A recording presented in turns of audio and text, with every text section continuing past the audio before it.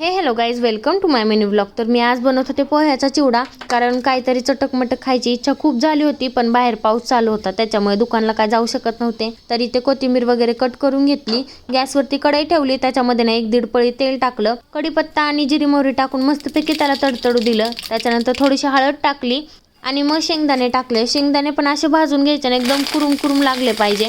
मग शेंगदाणे भाजून झाले की लगेच त्याच्यामध्ये कोथिंबीर टाकली आणि मग शेवटला पोहे टाकले. त्याच्यामध्ये सगळं मिक्स करून घ्यायचं आणि मिक्स केल्यानंतर ना त्याच्यामध्ये मग चवीनुसार मीठ टाकायचं आणि चांगले पोहे ना 5-10 मिनिटं चांगले भाजून घ्यायचे, म्हणजे एकदम ते कुरकुरीत लागतात. आणि असं ना लेकरांना शाळेत डब्याला वगैरे बनवून दिलं ना तर खूप छान पौष्टिक पण आहे आणि घरच्या घरी लवकर पण बनतं. तर खूप छान लागत होता. पोहे वगैरे खाऊन घेतले आणि संध्याकाळी बघा अधिक ना त्याच्या पप्पाची टोपी घालून कसे नाटके करत होता, म्हणजे खूप नाटके करायला लागलाय. खूप क्यूट रिॲक्शन देतो आणि क्यूट तर किती दिसत होता बघा ना. तर चला भेटूया नेक्स्ट व्लॉग मध्ये. बाय.